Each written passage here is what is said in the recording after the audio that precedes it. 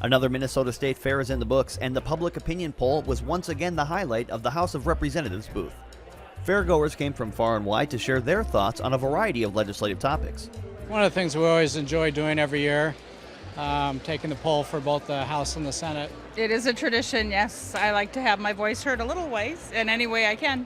Each year, the House of Representatives booth features an informal, unscientific opinion poll that lets the public weigh in on legislative issues discussed in the previous session or that may be discussed in the future. Without further ado, here are the results of this year's opinion poll. The first question focused on driving. We asked fairgoers, should handheld cell phone use be illegal when operating a motor vehicle, except in emergency situations? A ban on texting while driving became law in 2008. During the 2017 session, several bills were introduced that would restrict the use of cell phones while operating a vehicle even more. Proponents note that distracted driving is a leading cause of traffic accidents, while some opponents counter people should have the freedom of choice when driving. Under current law, anyone can be charged with a misdemeanor for intentionally obstructing traffic on a highway or at an airport. Should the charge be increased to a gross misdemeanor? In the past 3 years, Minnesota has seen protests that have blocked the passage of interstate highways and access to Minneapolis-St. Paul International Airport. Protests in these spaces is already illegal and can be punishable by misdemeanor. Representative Nick Zerwas, a Republican from Elk River, sponsors House File 390 that would, in part, increase the charge to a gross misdemeanor for those who intentionally obstruct traffic that is entering, exiting, or on a trunk highway, or that is entering or exiting an airport. Some lawmakers disagree with the bill. For example, Representative Jamie Becker Finn, a DFLer from Roseville, said it fails to address unfair societal issues. A plan to prohibit local governments from making ordinances that regulate work benefits, such as minimum wage and unpaid leave, was not included in the 2017 Omnibus Jobs Bill. The question we posed to fairgoers, should local governments be prohibited from adopting ordinances that regulate a minimum wage, paid or unpaid leave, or other work benefits for private employers? We based this question on Representative Pat Garofalo's bill, House File 600. The Farmington Republican said the bill would preempt local governments from enacting ordinances requiring private employers to meet certain labor policies. Bill proponents say uniform labor laws are needed so local governments can't enact ordinances that create a patchwork of standards for businesses. Others contend that this provision would hurt workers' rights. A question that piqued many people's interest was, should Minnesota allow the recreational use of marijuana for those aged 21 and over?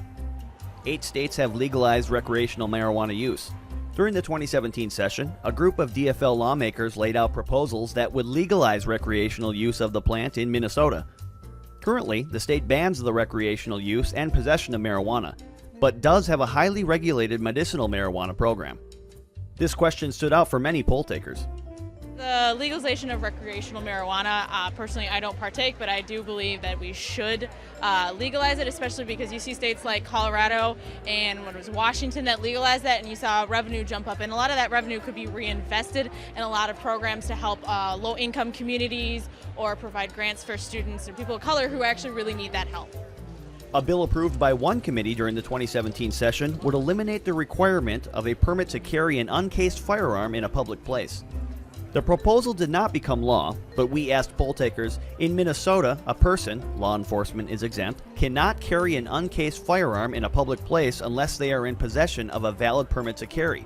Should this prohibition be abolished? Representative Jim Nash's House File 188 brought out heavy opinions from both sides of the issue. Supporters say the move would recognize the rights for someone who chooses to carry a firearm, while dissenter arguments include that the provision would erode systems that promote responsible and safe gun ownership.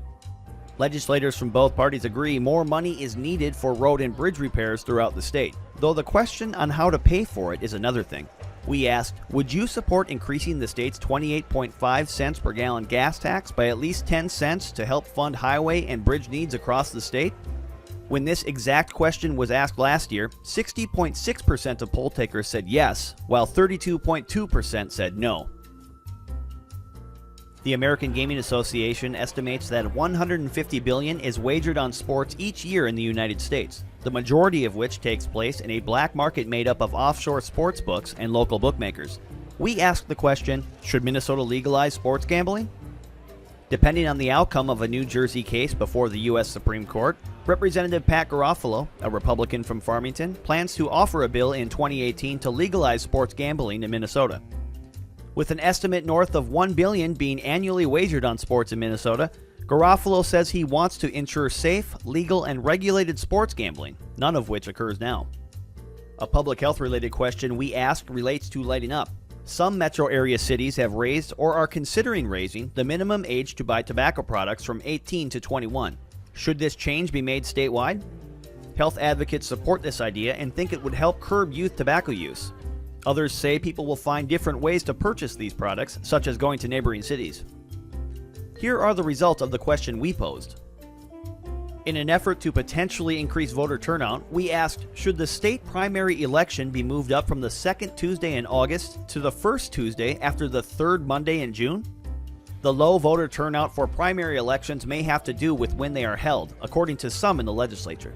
Representative Kelly Fenton, a Woodbury Republican, sponsors a bill to make this change. Secretary of State Steve Simon, a DFLer, is a supporter, saying a June date would find more Minnesotans available to vote and leave more time for voters to consider their general election options. Others oppose the idea because many people have plans in June as well. Who should control a person's browsing history and other private information was the basis for question 10. Should telecommunications companies be required to obtain a consumer's consent before selling or sharing web browsing data and other private information with advertisers and other companies? Under a provision removed by a conference committee for the 2017 Omnibus Jobs Law, ISPs would have had to obtain a consumer's consent before sharing browsing data and other private information with advertisers and other companies. Earlier this year, Congress voted to eliminate such broadband privacy rules. A 2017 Department of Education report notes a lack of teachers that reflect the population for students of color. We asked fairgoers, should a grant program be established to help teacher candidates of color or who are American Indian complete licensure programs? Supporters say there are a number of benefits for students when teachers more accurately reflect the classroom population, including culturally based instruction, higher student expectations, and better student-teacher relationships. The department notes that teachers of color comprised 4.23% of Minnesota teachers and 7.7% of newly licensed teachers in 2015-16. Finally, we asked about what to do with revenue from one of Minnesota's newest laws. Sunday off-sale liquor sales began in July. Shall taxes attributed to Sunday sales be dedicated to fund chemical dependency treatment programs? Representative Rick Hansen, a South St. Paul DFLer, put this idea forward in House File 1091. He said the funding would be distributed proportionally among programs and services currently supported by the Human Services Department. Thanks to everyone that took the annual Minnesota House of Representatives opinion poll this year.